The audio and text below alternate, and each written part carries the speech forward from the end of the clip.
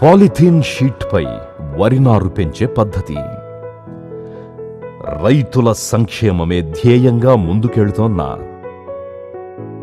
తెలంగాణ రాష్ట్ర ప్రభుత్వ ఆశయాలకనుగుణంగా పనిచేస్తోన్న ప్రొఫెసర్ జయశంకర్ తెలంగాణ రాష్ట్ర వ్యవసాయ విశ్వవిద్యాలయ శాస్త్రవేత్తల బృందం మిషన్ ద్వారా వరి నాట్లు వేసే యంత్రానికి అనువైన మ్యాట్ నర్సరీ పద్ధతిని రూపొందించడం ద్వారా వరి నాట్ల విషయంలో విప్లవాత్మక మార్పులకు నాంది పలకడం జరిగింది.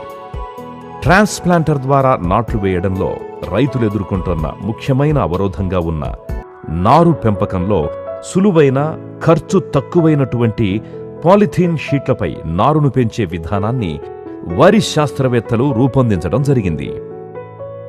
పాలిథీన్ షీట్పై మిషన్ నాటుకు అనువుగా వరి నారు పెంచు విధానం. ఈ పద్ధతిలో వరి నారు పెంచడం కొరకు 150 సెంటీమీటర్ల వెడల్పు, 20 మీటర్ల పొడవున్న 50 నుండి 60 మైక్రాన్ల మందం గల 600 గ్రాముల పాలిథీన్ షీట్ను వాడుకోవాలి. ఇది 1 ఎకరానికి అవసరమైన 80 నారు మ్యాటులు పెంచుకోవడానికి సరిపోతుంది. నారు పెంచే మడిని 24 నుండి 48 గంటల ముందుగా దమ్ము చేసుకొని నేలను గట్టిపడేటట్లు చేసి చదును చేసుకోవాలి.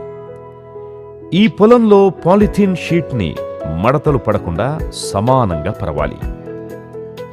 4 కానాలతో కూడిన చెక్క ఫ్రేమ్ని ముందుగా తయారు చేసుకోవాలి. ఒక్కొక్క కానా ప్లాస్టిక్ ట్రే సైజుతో సమానంగా 58 సెంటీమీటర్ల పొడవు, 28 సెంటీమీటర్ల వెడల్పు, 1.5 సెంటీమీటర్ల ఎత్తుతో ఉండాలి. ఈ 4 కానాల చెక్క ఫ్రేమ్ని పాలిథీన్ షీట్పై ఎదురెదురుగా ఉంచాలి. 2 మనుషులు వ్యతిరేక దిశలో నిలబడి వారి కాళ్ల దగ్గర ఉన్న మట్టిని రాళ్లు లేకుండా చూసుకొని ఫ్రేముల్లో నింపాలి. ఒక్కో ట్రేలో మట్టి ఎటువంటి పరిస్థితుల్లో ఇంచు మందం మించకుండా చదును చేసుకోవాలి. కానీ చేతులతో వత్తకూడదు. మట్టి మందం ఎక్కువైనట్లయితే నారు మ్యాట్ని రోలింగ్ చేసినప్పుడు ముక్కలు అవ్వడం వల్ల నాటుకు వీలు కాదు. 1 ఎకరానికి దొడ్డు గింజలైతే 12 నుంచి 14 కిలోలు, సన్న గింజలైతే 8 నుండి 10 కిలోల విత్తనం సరిపోతుంది. నానబెట్టి మండెకట్టి సమానంగా మొలకెత్తిన విత్తనాలను నీడలో కాసేపు ఆరబెట్టిన తరువాత బెడ్ల మీద చల్లుకోవాలి. మొలకెత్తిన వరి గింజలను ఫ్రేమ్లోని ఒక్కో కానాలో సన్న గింజ అయితే 120 గ్రాములు, దొడ్డు గింజ అయితే 160 గ్రాములు పడేటట్లుగా చల్లుకోవాలి. అత్యవసర పరిస్థితుల్లో పొడి విత్తనాలను కూడా వాడుకోవచ్చు, కానీ మొలక రావడానికి చాలా సమయం పడుతుంది. సాధ్యమైనంత వరకు తాలు, తప్పగింజ లేకుండా జాగ్రత్త పడాలి. విత్తనం చల్లిన తరువాత పైన పలుచగా వర్మీ కంపోస్ట్ లేదా బాగా చివికిన పశువుల ఎరువును చల్లుకోవాలి. వర్షాలకు విత్తనం దెబ్బతినకుండా మరియు పక్షులు తినకుండా ఉండడానికి గింజలపై గడ్డిని లేదా గోనె సంచుల్ని కప్పాలి. ఇలా పరిచిన గడ్డిని గింజ మొలకెత్తిన తరువాత తీసివేయాలి. పాలిథీన్ షీట్పై నారును పెంచినప్పుడు క్రమం తప్పకుండా నీరు పెట్టాలి. లేనట్లయితే సూర్యరశ్మికి షీట్ బాగా వేడెక్కి నారు చనిపోవడం జరుగుతుంది.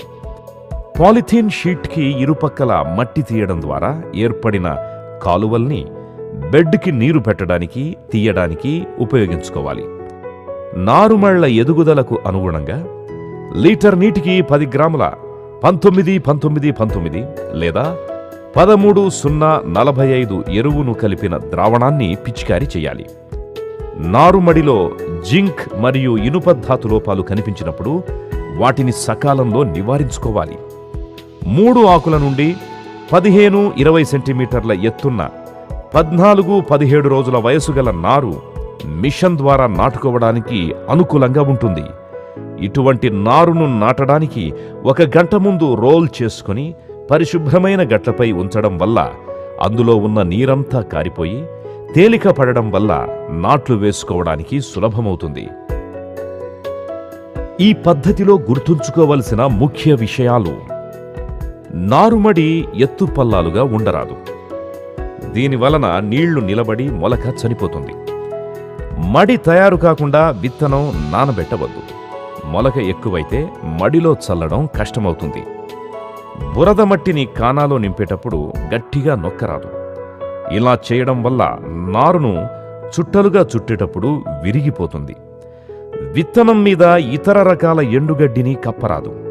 దీని వలన బెరుకుల సమస్య ఎక్కువవుతుంది. విత్తనాల మీద ఎండుగడ్డి ఒత్తుగా కప్పరాదు.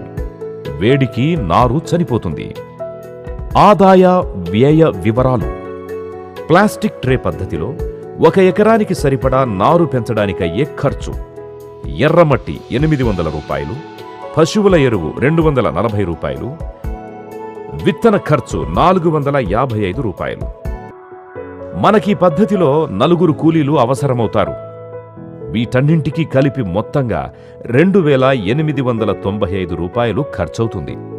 అదే పాలిథిన్ షీట్పై పెంచిన నారు ఖర్చు చూసుకుంటే కనుక పాలిథిన్ షీట్ కవర్ 70 రూపాయలు, విత్తనం ఖర్చు 455 రూపాయలు, వర్మీ కంపోస్ట్ 20 రూపాయలు, చెక్క ఫ్రేమ్ ఖర్చు 50 రూపాయలు. 2 కూలీల ఖర్చు కలిసి మొత్తంగా కేవలం 1285 రూపాయలు అవుతుంది. అనగా మనకీ పద్ధతిలో ప్లాస్టిక్ ట్రే పద్ధతి కన్నా 1600 రూపాయలు తక్కువ ఖర్చవుతుంది. ఇలా పాలిథీన్ షీట్లపై నారు పెంచుకొని సులువుగా సకాలంలో వరి నాట్లు వేసే యంత్రాలను ఉపయోగించుకొని రైతులందరూ సకాలంలో నాట్లు వేసుకుని అధిక దిగుబడులు సాధించాలని ప్రొఫెసర్ జయశంకర్ తెలంగాణ రాష్ట్ర వ్యవసాయ విశ్వవిద్యాలయం ఆకాంక్షిస్తోంది.